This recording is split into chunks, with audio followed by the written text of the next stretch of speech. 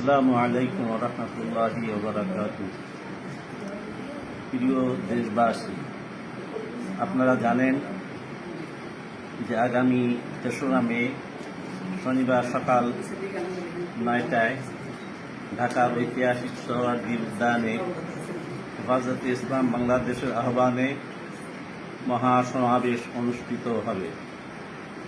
উক্ত মহাসমাবেশ ইসলাম বিরোধী বিভিন্ন তৎপরতার প্রতিবাদে, ইসলাম বিরোধী, কোরআন বিরোধী ষড়যন্ত্রের মোকাবেলায় উক্ত মহাসমাবেশে দেশবাসীকে দলমত নির্বিশেষে